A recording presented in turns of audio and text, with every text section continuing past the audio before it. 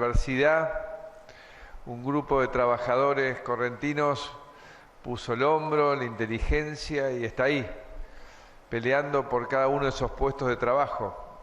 Y lo que hemos hecho esta mañana, recorriendo una enorme agenda, es justamente eso, pensar de qué manera logramos que cada correntino tenga la oportunidad de salir adelante en base a su esfuerzo personal a partir de la dignidad del trabajo, en la cual creemos, venimos de familias de trabajadores que este país les dio la oportunidad hace muchas décadas atrás.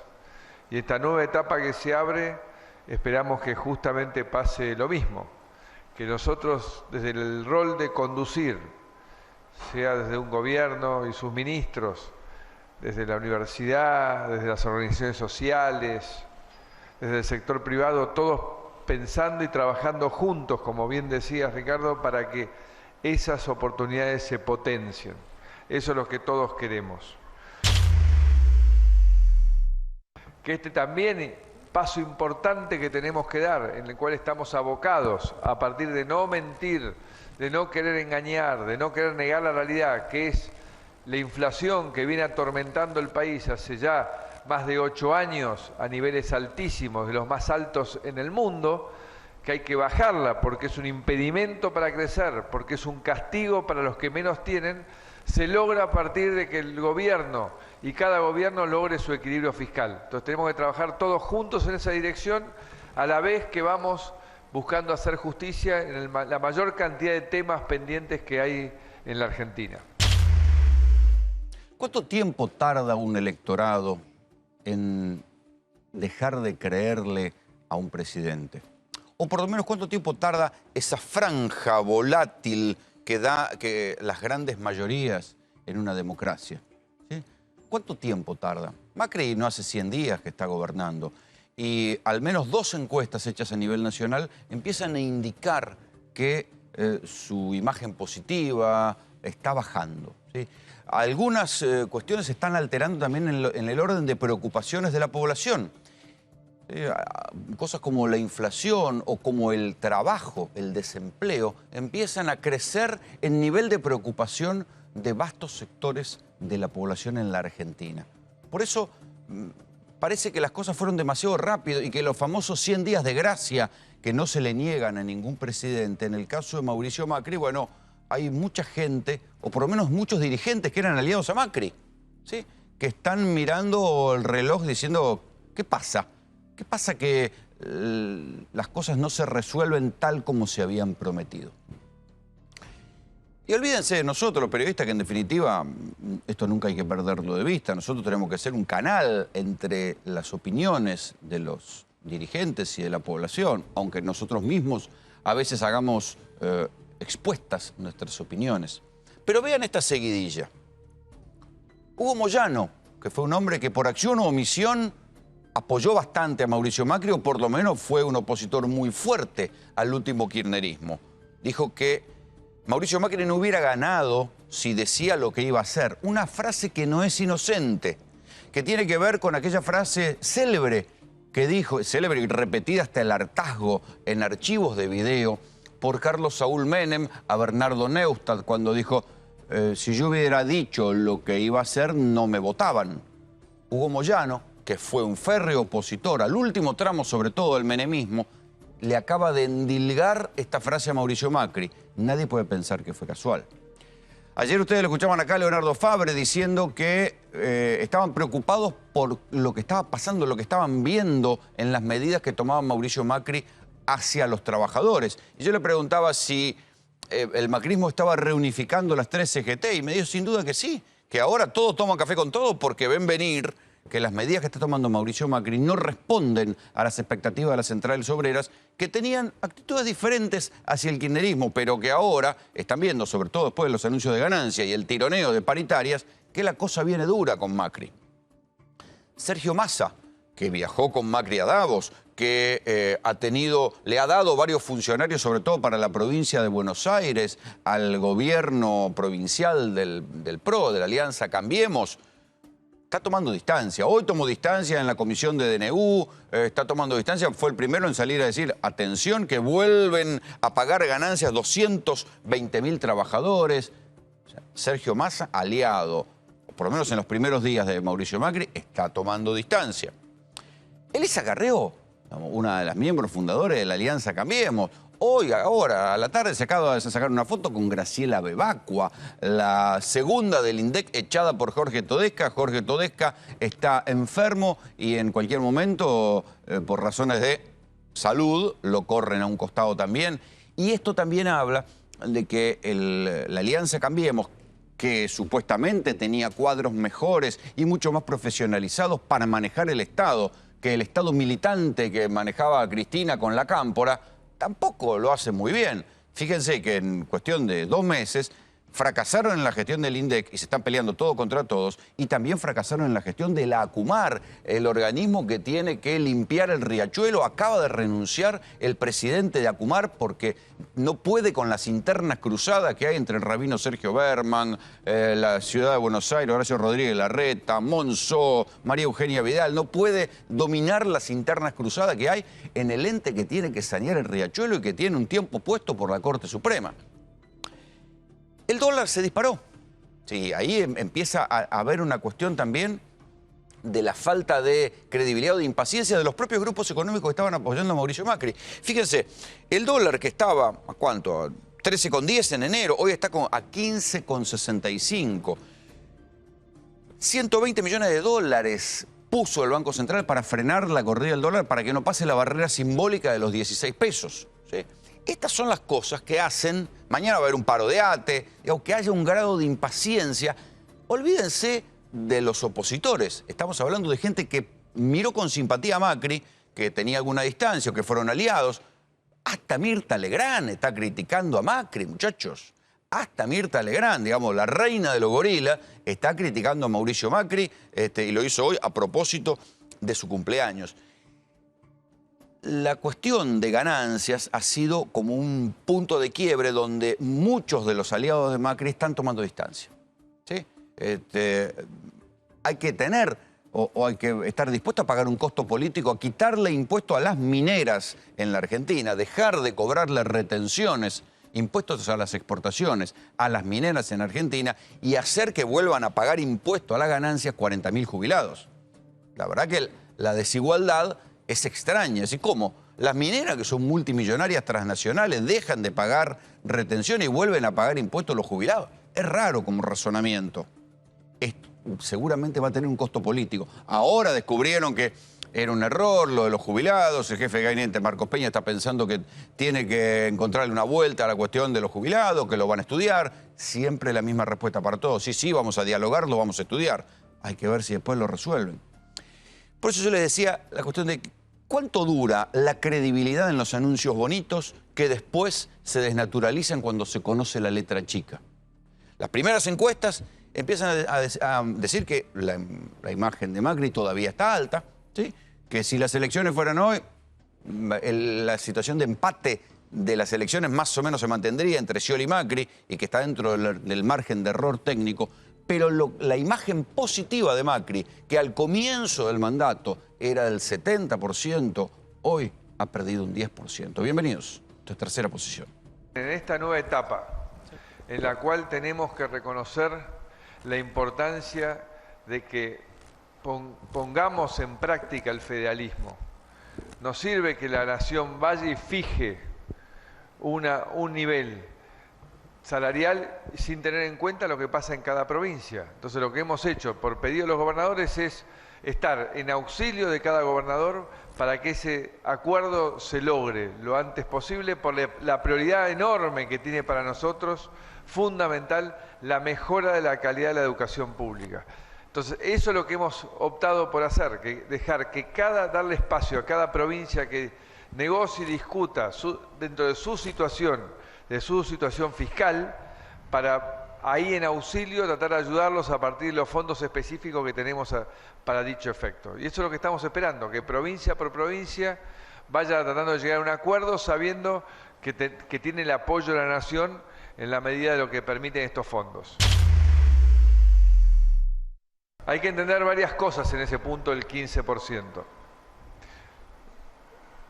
Yo no objeto el reclamo de las provincias, de los gobernadores, todo lo contrario, es absolutamente legítimo. Pero también tenemos que todos velar, gobernadores y el presidente, por el equilibrio fiscal de la nación. Si a este déficit fiscal, que debe ser uno de los más altos, y tal vez el más alto de la historia de la Argentina, que a medida que avanzamos en descubrir nuevas cuentas y nuevos pagarés que va encontrando acá el ministro de Hacienda y Finanzas día a día, en base a que el ocultamiento, la mentira, la falta de estadísticas que encontramos, bueno, ese déficit fiscal, si nosotros acordásemos ese 15% un día para el otro, se incrementaría en más del 20%, y eso es imposible. Yo le he pedido al ministro de Interior, Rogelio Frigerio, que trabaje lo más rápido posible junto a los 24 gobernadores para encontrar la forma de que eso se restablezca en el tiempo y que los primeros efectos se vean en este año 2016 que empezamos a recorrer. Ricardo Rubier es analista político, encuestador, acaba de hacer justamente una encuesta que indica que la imagen positiva de Mauricio Macri era del 71%, pero que en los últimos 60 días ha bajado al 60%. ¿A qué le atribuye, Ricardo? Buenas noches. Hola, buenas noches. Bueno, ahí mismo nosotros en la encuesta preguntamos las razones de este cambio, de esta caída, y las razones son, vos lo enumeraste en la introducción. La primera razón que sobresale hoy, más que la cuestión de inseguridad, hoy lo que sobresale es el tema inflacionario. Y la segunda cuestión... ¿Que no estaba como prioridad en los años de kirchnerismo? Estaba, pero no estaba como prioridad. O sea, estaba con valores muy bajos. La inflación estaba como una preocupación más abajo. Mucho más abajo. Y hoy está como prioridad. Y la segunda cuestión es la cuestión del empleo. La cuestión del empleo involucra... Y no es que la inseguridad se fue.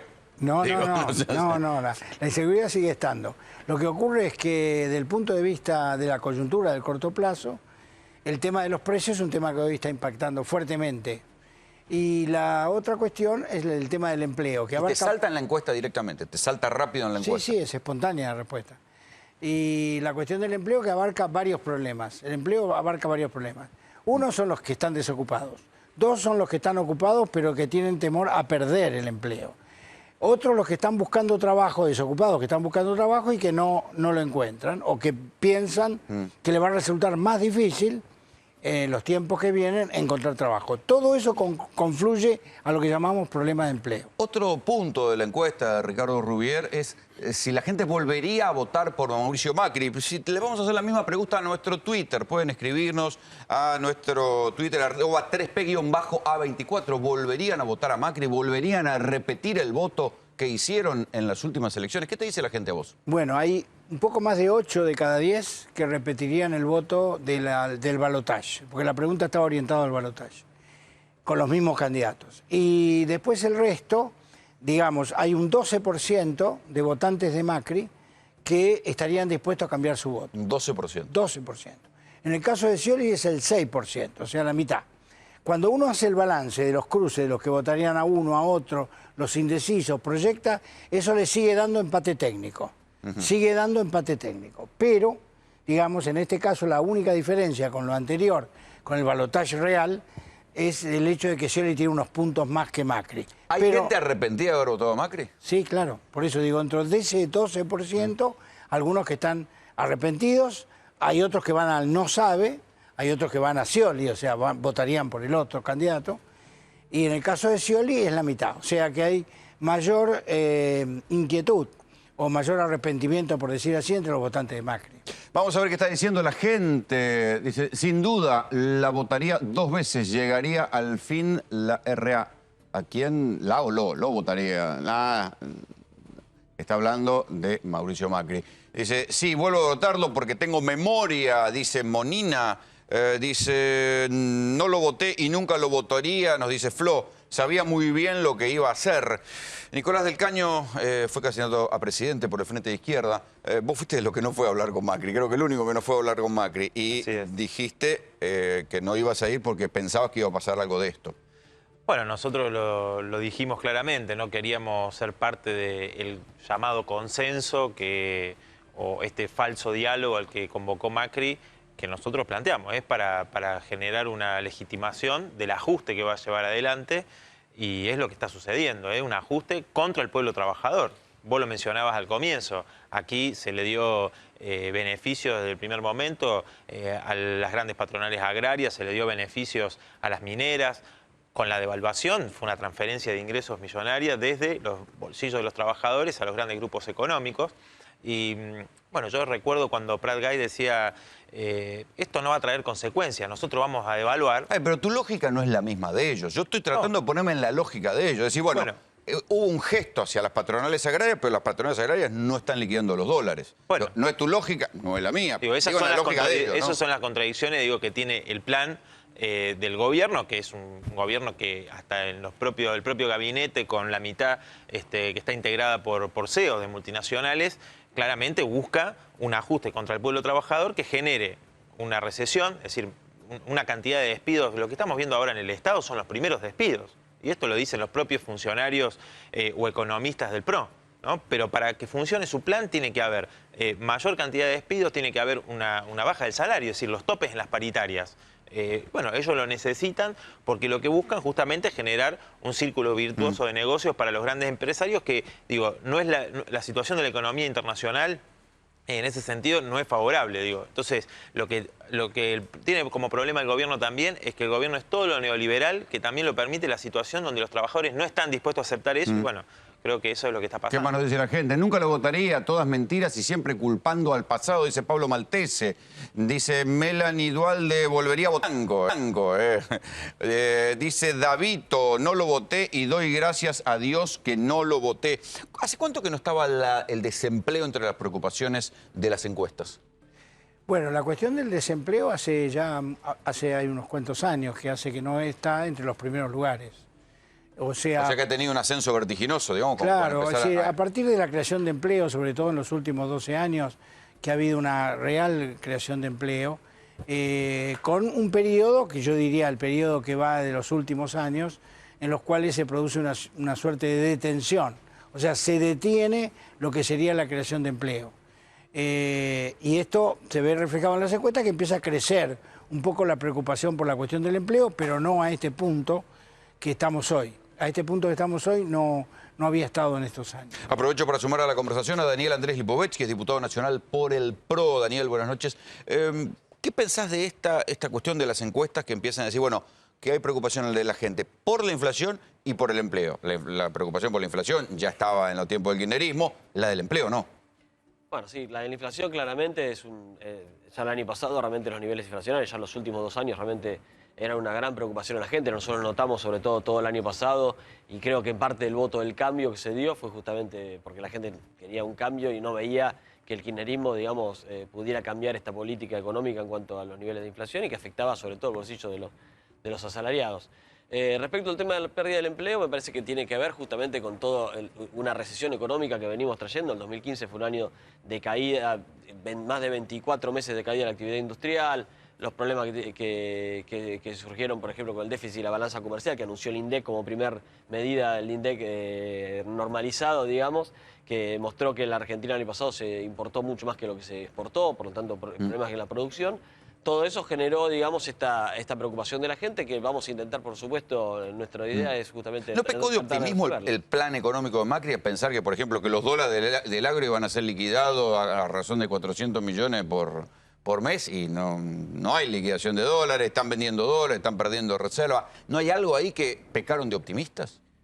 Yo creo que tiene que ver con este proceso de reacomodamiento. No salimos del cepo, que era fue uno de los compromisos de campaña. Sí, un tabú de kirchnerismo. Sí. Y aparte un compromiso de campaña. La realidad es que la mayoría de las medidas que habían ido tomando Mauricio han sido todas medidas que se prometieron en la campaña y que la gente votó. Justamente la gente vota lo que uno promete o se compromete a hacer. Bueno, lo de ganancias está peleado, ¿eh? Bueno, después discutiremos en el Congreso, digamos, me parece que lo más destacable del tema de ganancias, más allá de claramente elevar el mínimo no imponible a 30.000 pesos, que me parece es una buena medida.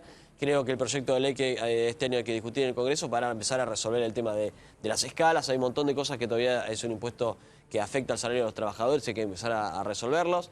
Claramente recibimos toda una situación vinculada con irregularidades con respecto a este impuesto, incluido hasta el tope de los 15.000 pesos que ahora empezó a aparecer y que en realidad fue un paliativo que quiso hacer Cristina para poder corregir algo que en realidad lo que hay que hacer es una corrección de fondo que tiene que ver con una ley que tiene que discutir en el Congreso. Pero ahora se da una simetría impositiva por la cual dejaron de cobrar retenciones a las mineras, pero le están cobrando impuestos a la ganancia a 40.000 jubilados, según los... Entran... sí, 40.000 jubilados más. Bueno, es un tema que, digamos, se está en estudio para, justamente ayer el jefe de gabinete, hoy creo que anunció que está el ANSES, Emilio Basavilbaso y la FIP están empezando a revisar porque tiene que ver justamente con esta distorsión que tenía que ver con una medida que habían tomado vinculada con este tope de los 15.000 pesos del 2013. Hugo Moyano dice que Macri no ganaba si decía lo que iba a hacer. Y Hugo Moyano era un cuasi aliado de Macri. Por eso yo digo que no comparto esa decisión, esa opinión de Hugo, porque creo que la mayoría de las medidas que hemos tomado han sido las que Macri dijo. Digamos, nosotros estamos muy acostumbrados a gobiernos, a candidatos a presidente que cuando asumieron hicieron todo lo contrario de lo que prometieron. La verdad que la mayoría de las medidas que hemos tomado fueron compromisos de campaña. Después no pueden ser mejorables. La discusión está en la letra chica, me parece. Eso, después puede ser mejorable, insisto. Me parece que el anuncio del mínimo no imponible hay que analizarlo también con el anuncio de que se va a mandar un proyecto de ley para corregir esto. Durante el kirchnerismo, y en realidad en la tablita de Machinea, viene del 2000. Desde el 2000 que ningún gobierno tomó la decisión de enviar un proyecto de ley al Congreso para corregir el tema. Vamos a ver qué está diciendo la gente. Dice, votaría otra vez a Mauricio Macri. Viven poniendo palos en la rueda, del Caño hasta Cuba cede ante Estados Unidos. Esa para vos, Nicolás. Gabriel Caldevilla dice, Macri no eliminó ganancias, no lo volvería a votar. Pregúntenle a Del Caño si volvería a llamar al voto en blanco. ¿Volvería a llamar al voto en blanco? Sí, porque nosotros ahora, si ustedes escuchan lo que dicen los economistas de Scioli, dicen que las medidas del gobierno son esencialmente las mismas que hubiesen tomado, la devaluación, el aumento de tarifas, es decir que llamaríamos otra vez, por supuesto, a no votar candidatos que aplican ajustes contra los trabajadores. ¿Cuánto dura el periodo de gracia de un gobernante, según las encuestas? Últimamente en la Argentina, bueno, depende, las cosas que hayas medido. Depende de las circunstancias. A veces los gobiernos, por necesidad o por error, a veces agudizan más la contradicción con la opinión pública. Yo quería decir respecto a lo que decía el diputado, respecto al tema de inflación, quería aclarar, aprovechando tu pregunta, lo siguiente. Es cierto que la inflación viene de antes, absolutamente cierto. Es cierto y dibujada. Que las encuestas, sí, que las encuestas vienen creciendo desde hace tiempo, lentamente, la preocupación de la inflación. Ahora, yo lo digo para reflexión, esto que voy a decir ahora, ¿no? En el sentido de que el gobierno de Macri ha focalizado en la inflación cuando va a tener que convivir con la inflación. Eso lo dejo para que lo piensen, o sea, para que lo reflexionen. Claro, he elegido... Que prometió una solución rápida. Cada discurso de Macri habla de inflación, que tenemos que terminar la inflación. Está bien. Ahora, cuidado, porque en términos de relación con la opinión pública, es que vos tenés que convivir con la inflación. Seamos claros. Que hacer algo para... Seamos claros, el círculo rojo aprieta para una práctica de shock. El nuevo gobierno no ha practicado un shock, sino está practicando un gradualismo. Eso es lo que lo hace parecer a Scioli, el gradualismo. Sí, lo que creo marca que no hay soluciones mágicas, incluido cuando asume la ley de convertibilidad, lamentablemente, después de la hiper de los principios de los años 90, así terminamos. ¿Hay halcones y palomas dentro del PRO respecto del ajuste? No existen soluciones mágicas. ¿Hay halcones y palomas respecto del gradualismo? Me parece que nosotros tenemos un espacio donde hay debates y es un espacio amplio. Yo siempre digo, el PRO es un espacio amplio donde hay diferentes sectores. Hay gente que viene del peronismo, del radicalismo, gente que viene de independientes, de la sociedad civil, y por lo tanto tienen diferentes visiones, y en definitiva nosotros, me parece que eso está bueno, no hay una visión única, ese debate, pero el que toma las decisiones finalmente es el presidente. Recién decía yo en la introducción, que lo contaba ayer un dirigente de ANSES acá, que está la gestión de Macri está unificando en la práctica las centrales sindicales. No porque se hayan amado respectivamente, sino porque tienen miedo de lo que va a pasar. Sí, yo creo que hasta el momento, digo, más allá de lo que vos mencionabas que dijo Moyano, vimos la foto de los dirigentes sindicales de las distintas CGT en la Casa Rosada y están colaborando con este plan de Macri. Es decir, lo están dejando pasar cuando, el gobierno no dijo que iba a haber una inflación como la que está habiendo, golpeando el bolsillo de los trabajadores. Digo, porque es verdad, dentro del gobierno hay sectores que están diciendo, no, hay que aplicar un ajuste mayor todavía. Bueno, en la calle, los trabajadores, la gente con la que uno se cruza, habla, hay una bronca bárbara, digo, con las medidas que ha tomado el gobierno, porque el impacto no es el mismo en las grandes patronales agrarias, las mineras, que el que está teniendo sobre los trabajadores, sobre la juventud. El otro día estaba en Córdoba, me decían, nosotros que somos trabajadores golondrinas, le llamamos así, me decían trabajadores metalúrgicos, jóvenes, que los echan, cada 3 meses los echan, porque se termina el contrato. Esa es la precarización laboral que se profundizó tanto en el Estado como en los privados durante estos últimos 12 años. Mañana hay un paro de ATE justamente por el despido. Entonces el paro de ATE, digo, no tiene que ver con por qué hay un paro de ATE después de tanto tiempo, porque hay miles de despidos. Y lo ha reconocido hasta el propio gobierno, que ese discurso falso de los ñoquis, acá están despidiendo trabajadores. Miles de trabajadores, y hemos tenido la oportunidad de escuchar al propio funcionario como Marcos Peña diciendo, no, es verdad que hemos despedido trabajadores porque tenemos que achicar el Estado. ¿Cuál es la defensa que ustedes hacen de los despidos de empleados estatales? No, aclaremos primero que hay que diferenciarlo. El empleado público tiene estabilidad y por lo tanto no puede ser despedido, y así lo establece la propia Constitución. Justamente para proteger digamos, los cambios gubernamentales, porque se supone que el funcionamiento del Estado trasciende los gobiernos y por lo tanto así tiene que ser. Los trabajadores que han sido cesanteados tienen que ver, son personas que no tienen estabilidad porque venían de contratos que no eran... Bueno, es una lectura preocupante porque quiere decir que están despidiendo a los que pueden. No, perdón, estamos despidiendo que son generalmente los que tienen que ver con una incorporación política a la planta y que por lo tanto cuando finaliza el gobierno, digamos, deberían haber seguido con el gobierno que los trajo. Disculpa, eso es falso. Bueno, es decir, los trabajadores saben quiénes son sus compañeros y quiénes no. Si hay alguien que no va a trabajar y cobra un salario, eso se sabe. Ahora, en las distintas reparticiones del Estado, yo no estoy hablando de ñoqui, porque hay seguramente ñoqui, pero seguramente hay otros trabajadores que, digamos, tuvieron alguna vinculación política y que por lo tanto tienen que, en ese sentido, cuando terminan el gobierno, claramente muchas veces pasa que se van con el gobierno, como pasa en la planta del Congreso. En el Congreso Nacional, cada vez que finalizan los mandatos de los diputados, claramente los trabajadores que vinieron con el diputado se van porque son nombramientos políticos. Me parece que son estos los casos que se han dado, más allá de que tenemos que llevar un debate. El dibujo de los contratos con las universidades. No, yo creo que hay que llevar un debate, sobre el tema de qué Estado queremos. Estuve con los trabajadores del casino de Mendoza que despidieron 100 trabajadores y ahí no hay ningún cargo político. Son trabajadores que, como vos decís, ¿cuál es la justificación? Y tenían un contrato hace 2 años que trabajaban, estaban precarizados. Están despidiendo lo que pueden. ¿Es estatal? ¿Es un casino un casino provincial será? ¿Del Estado? Sí, del Estado provincial. Bueno, gobierna Cambiemos. Vamos a ver qué está diciendo. No conocía el dato. Quiero ir un poco a lo que está diciendo la gente. Dejen gobernar, 60 días de gobierno. Nos cagaron durante 12 años, por favor. Sí volvería a votar a Mauricio y a su gobierno, dice Micaela Suárez. Dice Emanuel Nieva, no lo voté, estoy junto a los trabajadores, junto a Nico del Caño, 40% de aumento para los docentes. A propósito, mañana se retoma la discusión entre el ministro de Educación, Esteban Bullrich, y los docentes, a ver si finalmente logran votar una paritaria marco. Lo volvería a votar. Va a haber provincias que van a tener un aumento de cerca del 40%, sí, las del norte. Las que tenían los salarios del piso más bajos, realmente un salario muy bajos. Me parece que es una buen anuncio que ha hecho el ministro Bullrich, y además aclaremos que parte del salario lo va a aportar cada provincia, por supuesto, pues son docentes provinciales, pero el resto lo va a aportar el diferencial, el fondo del Estado Nacional. Lautaro Bustamante lo volvería a votar al Frente para la Victoria. Volvería a votar, dice, claro, hace un juego de palabras, votar para tirar para afuera el Frente para la Victoria, denle tiempo. Dice la Tana, no lo voté, jamás lo votaría, la gente que votó el cambio votó una mentira, demostró que la revolución de la alegría es una mentira. Rolando, ¿me dejás decir un ejemplo más? Sí.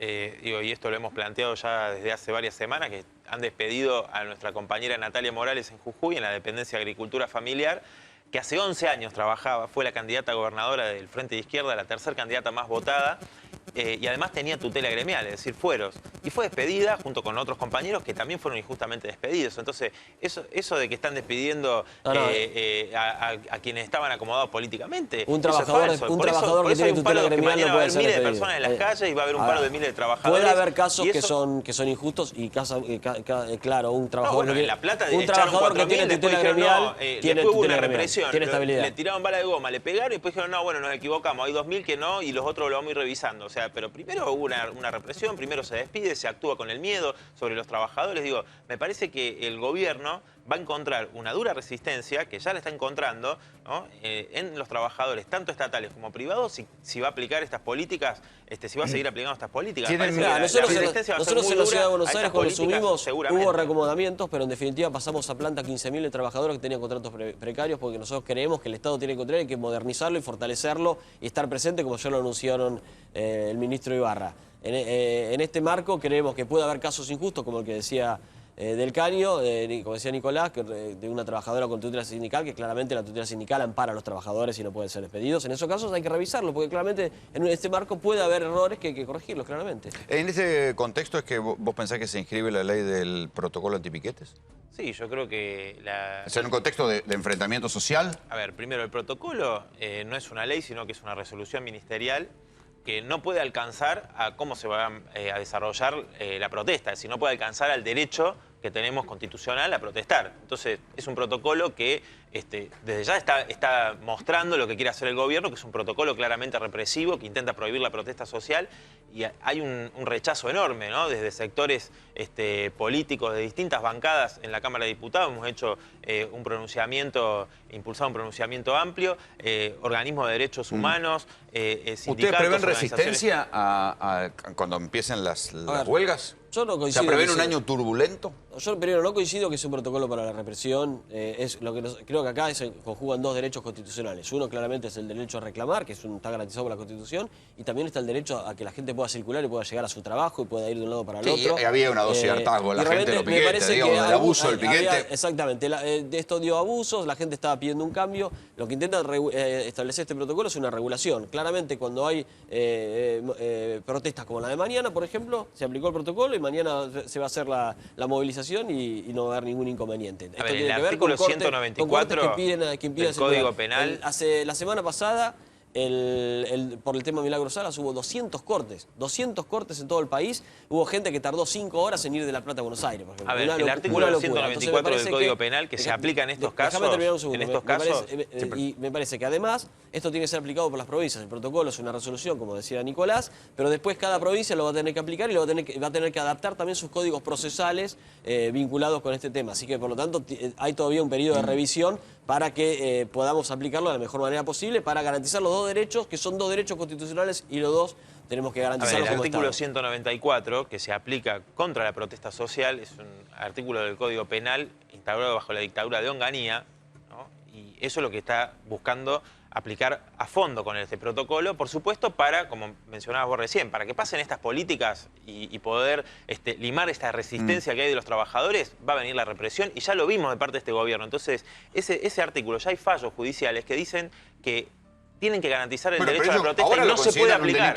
No se puede aplicar. De hecho, la jueza Arroyo Salgado, en las protestas del 2014 de los trabajadores del EAR, dejó sentada una jurisprudencia, como otros fallos, donde quien actuó en forma ilegal fue la Gendarmería, que no pudo, que reprimió y no se garantizó el derecho a la protesta de los manifestantes. Así que este protocolo para nosotros es inconstitucional. Las comparaciones son odiosas, pero ¿con cuánta imagen positiva se fue Cristina? No, Cristina se fue con el 45% de imagen positiva. Hoy mantiene un nivel de imagen positiva. Sí. Mantiene un nivel de imagen positiva parecida, similar. Digamos, se fue con esa imagen positiva que se considera que después de tanto tiempo... Es mucho. Es mucho. ¿Qué dice la gente? Dice, obvio, lo volvería a votar. De solo pensar lo que son los del Frente para la Victoria, no hay opción. Lo que vendrá, dice, apoyo del Caño. Macri es un gobierno para ricos y contra los trabajadores. Sí, lo volvería a votar a Macri, dice Manuel. A Macri hay que darle tiempo para que se vean los resultados. Voté a Macri y lo volvería a hacer tras más de 12 años de corrupción. No hay soluciones mágicas. ¿Cuánto piensan que les va a durar el cheque en blanco? No, estamos trabajando para... Todas estas medidas que estamos tomando son justamente para empezar a resolver estos temas. Claramente hay algunas medidas que son más difíciles y que la gente quiere ver resultados inmediatos y no lo vamos a hacer. Pasó en la ciudad. Al principio la gente pedía más, quería resolver los problemas que había dejado Ibarra y Tellerman y luego de un tiempo empezaron a ver los cambios en la ciudad. Nosotros confiamos que en el país va a pasar exactamente lo mismo. Este es un proceso. Recibimos un país realmente muy mal, con una caída de la actividad industrial muy grande, con una crisis en las economías regionales. Mauricio Macri seguramente el 1 de marzo, en el inicio de las sesiones ordinarias del Congreso, va a contar un poco lo que hemos recibido, pero claramente hay que empezar a trabajar para corregirlos. Una de las cosas que no logró resolver el modelo económico del kirchnerismo fueron las cuestiones de marginalidad. La creación de empleo hizo que mucha gente volviera a tener trabajo, pero siempre permaneció en el modelo del kirchnerismo un núcleo duro de marginalidad. Ahora la pregunta es si la desocupación empieza a ser un problema en las preocupaciones que aparecen en las encuestas. ¿Qué va a pasar con los aumentos en la tasa de marginalidad? Esta es una de las preocupaciones que ya empieza a rondar también las calles. La solución que te da te meten en un parador donde convivir con 200 personas totalmente peor negro que yo. Tomé pastilla. ¿Me quise matar?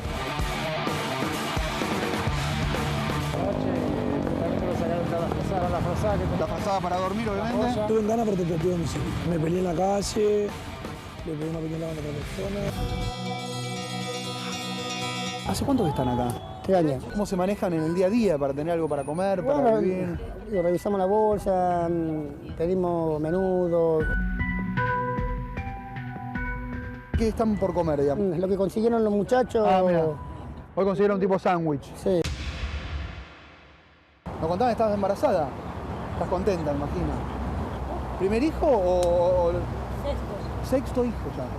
¿Tus otros hijos viven con vos? ¿Los ves? La abuela. ¿Hace cuánto que estás vos acá en la ranchada en el grupete? Un poquito, hace como 4 o 2 meses. ¿Antes dónde estabas? Hace 8 años que estoy en la casa. 8 años. con mi hermana. ¿Y cómo se vive acá ahora? ¿Cómo lo vivís vos? Y ahora no sé cómo vivo yo, no sé.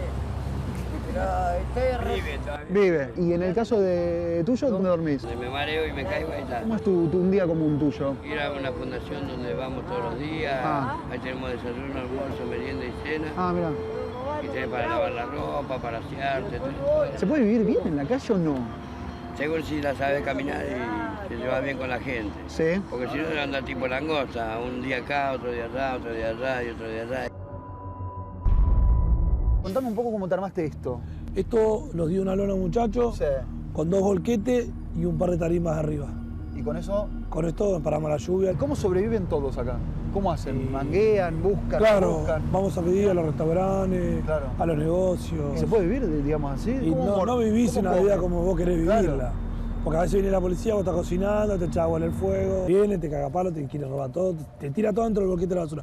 Estacionó camión de basura ahí de Cliva, tiró todo allá. ¿Con violencia o tranquilo? Con violencia. Nunca viene y te habla.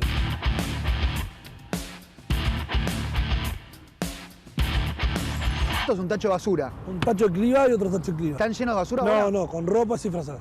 Ah, ok, ustedes lo pudieron llenar. Lo limpiamos limpiaron? nosotros. ¿Eso lo limpiaron? Lo higienizamos ¿Cómo nosotros. ¿Y acá duermen entonces los 5? Los 5.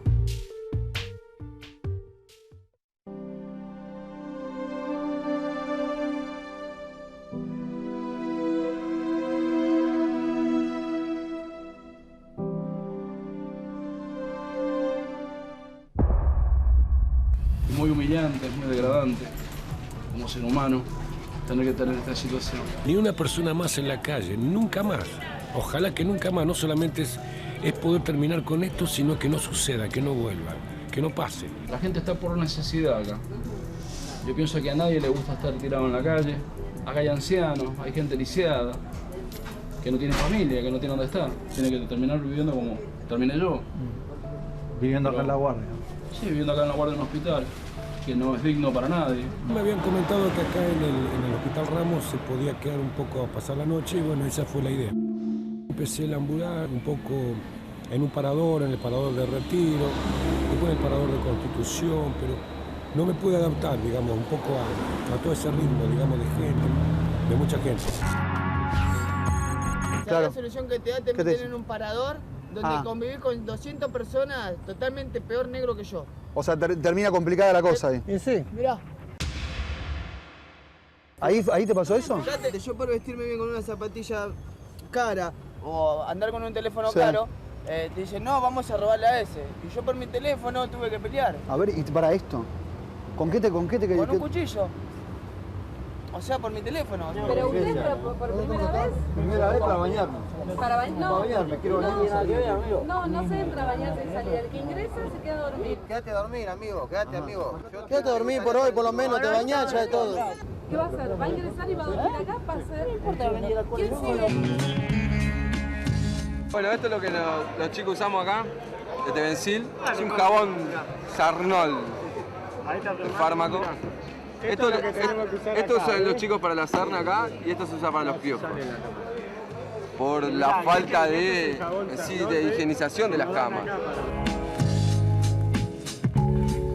Hay gente que acá tiene sarna, ni hablar de tuberculosis también, de un montón de enfermedades. La convivencia de 350 personas no es fácil, más con gente que está en la calle, ya tiene sus mañas, que salió de estar detenido, entonces están con esos berretines de cárcel o de pabellón. Argentina muestra que cuando hay una crisis económica y aumenta el desempleo, mucha gente cae en la marginalidad, pero después es muy difícil sacarla de la marginalidad.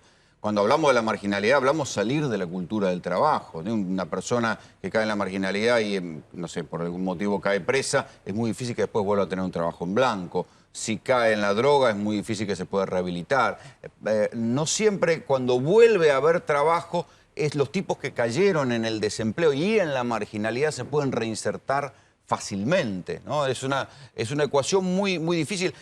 Fíjense que donde hubo, después de años de generación de empleo del modelo del Frente para la Victoria, siguieron habiendo bolsones de marginalidad que le tocaba justamente al PRO, en la ciudad de Buenos Aires, la mayor cantidad de esos problemas. ¿Qué pasaba? ¿Ustedes hicieron una política adecuada o tampoco podían con esos bolsones de marginalidad en la ciudad de Buenos Aires? No, yo creo que esa situación requiere una gran presencia del Estado, ¿no? El Estado de manera asistencialista, digamos. Nosotros trabajamos mucho con eso, creamos el operativo frío para en invierno para asistir a esa gente que muchos viven en la calle. Pero nunca baja la cantidad. Para bajar la cantidad tiene que ver más que todo más allá de la presencia del Estado activo, tiene que ver también justamente con una cuestión de política económica. Nosotros tendemos a pobreza cero, eso es el objetivo que fijó Mauricio Macri y vamos a trabajar justamente para llegar a ese objetivo.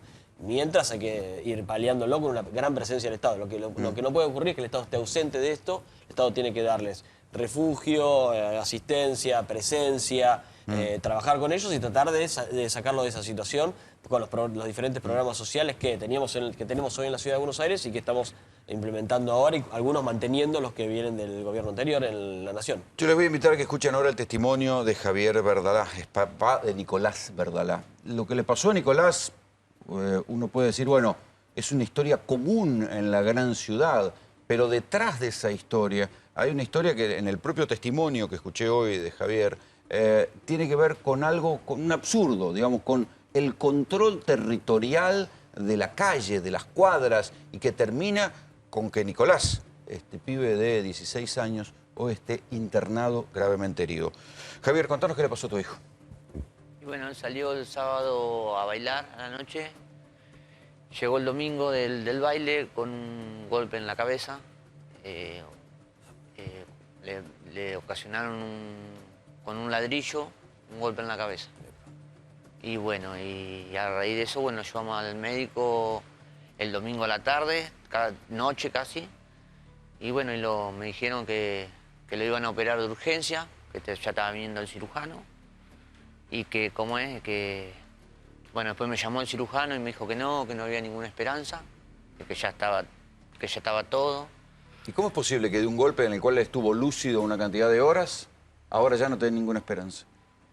Y la verdad nosotros tampoco lo podíamos creer porque él vino lo más bien, nos habló, a mediodía lo llamé para que coma, lo hice que se vaya a mi habitación que estaba más fresquito, y después habló con la madre a lo último, fue las pocas palabras que le pudo decir, que iba al baño, y bueno, a raíz ya de eso ya quedó duro, ahí ya tuvimos que llevarlo de urgencia al hospital. Vos hoy te escuché contar que tu pibe termina así de golpeado en una pelea por el control de una cuadra, de quién es el más guapo de la cuadra.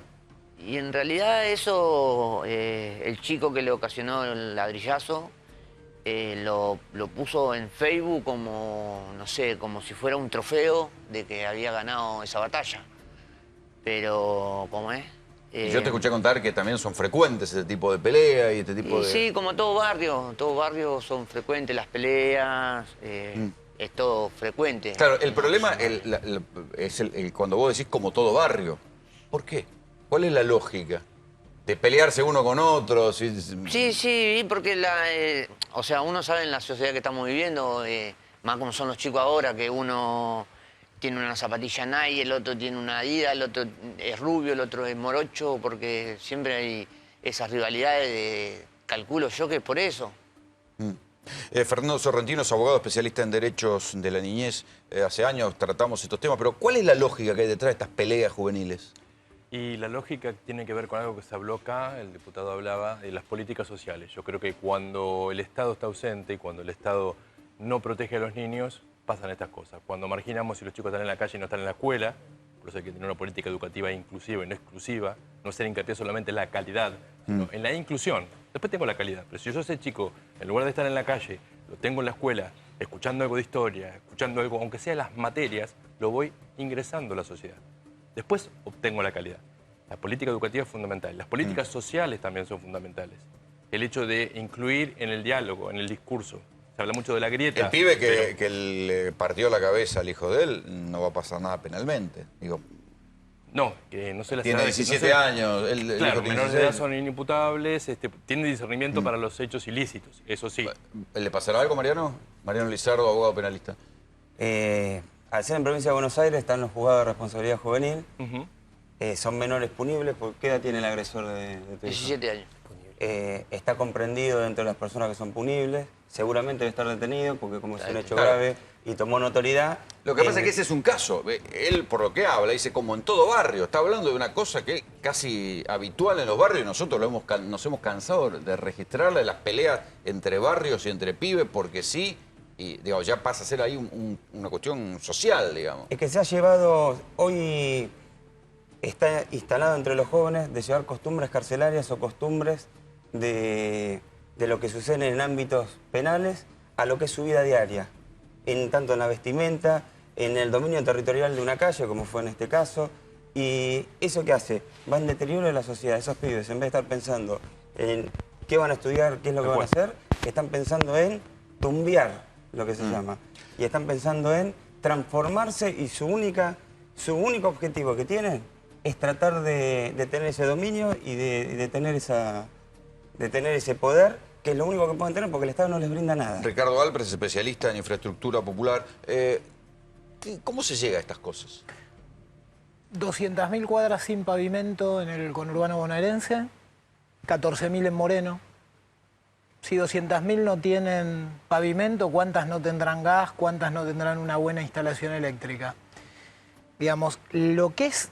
Pero hay una relación directa entre esa pobreza y este nivel de enfrentamiento y de subcultura de controlar la cuadra, la trompada. No hay ningún lugar del mundo en donde cuando vos tenés 10 millones de personas, un cuarto de la población viviendo en la exclusión de urbanidad, ¿sí? O sea, vos tenés, hoy en día en la Argentina hay 10 millones de habitantes que no viven en lo que el urbanismo denomina una ciudad. ¿Sí? Una vivienda digna. No, la vivienda digna es una parte del derecho a la ciudad. La ciudad es algo que, digamos, no solamente tiene una cloaca, una conexión de agua potable.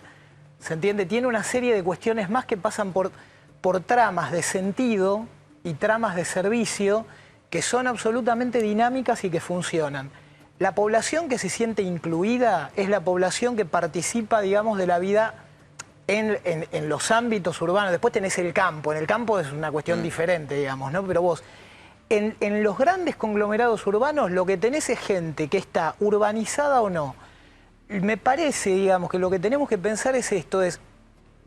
Argentina no tiene 200.000 jóvenes o 200.000 personas en la categoría ni estudia ni trabaja. ¿Se entiende? Tiene cientos de miles o tal vez millones. Tenemos 10 millones de excluidos en la urbanidad. 10 millones. En el censo 2010 no se terminó de saber, porque fue cuando murió Néstor Kirchner, ese censo no fue exacto. pero en el anterior teníamos 16 millones de habitantes viviendo en tugurios. ¿Sí? Entonces, lo que nosotros nos tenemos que preguntar, desde el punto de vista, por lo menos mío y de la gente con la que trabajamos, es ¿cómo hacemos para poner a esa gente a producir riqueza mañana? ¿Cómo es el contexto social donde viven ustedes? ¿De qué laburan? ¿Sabés de qué labura la gente que atacó a tu pibe? ¿Cómo es el barrio? En realidad somos vecinos del barrio, pero no lo conozco yo. Al chico vivimos a 4 cuadras de diferencia. ¿De qué labura la gente en general alrededor tuyo? Y todo en fábrica, algunos en la municipalidad, en lo que es el basurero, en todo trabajo que uno tiene, cada vecino, ¿no? ¿Tienen trabajos formales? O sea, ¿trabajo en blanco? Hay lugares que no hay trabajo, que no trabajan, o yo, por lo menos mis vecinos que tengo todo alrededor son todos trabajadores, todo. Esto pasó más o menos a 4 cuadras de donde yo vivo. ¿Contienen algún barrio caro cerca o están en un barrio popular? Y son 2 barrios, Agustoni y San Alejo. Y en el medio hay un country que hicieron hace poquito, pero son los 2 barrios iguales, prácticamente. Vean esta escena, sucedió en Pilar y tiene que ver con esto, con muchas veces las desigualdades sociales, los barrios de clase muy pudiente y los barrios marginales al lado generan este tipo de enfrentamientos.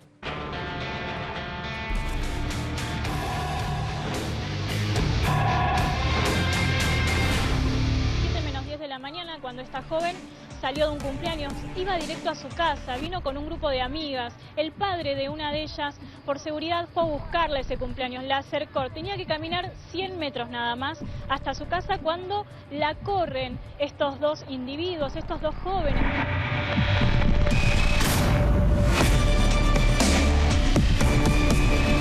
La corren, la atrapan. Ustedes ven, le tapan la boca para que no pueda pedir ayuda. Fueron captados por las cámaras de seguridad de una vecina que justamente las instaló porque están cansados de los robos aquí en la zona. Vecinos tienen cámara, tenemos una alarma de pánico puesta acá a la vuelta con un control cada vecino. Entonces, ante un hecho, atacamos la alarma, pero nada los intimida, nada los para. Imagínate al punto que tenemos que llegar los vecinos de tener puertas blindadas, tener cercos perimetrales eléctricos, cámaras de seguridad, rejas. No puedes estar tranquilo ni siquiera en el patio de tu casa. Vos llegás a las 10 de la noche a tu casa, no es un horario retardo y vas a guardar el auto y de atrás de los árboles te sale gente a asaltarte que no sabes si está o no armada y quedás en estado de shock.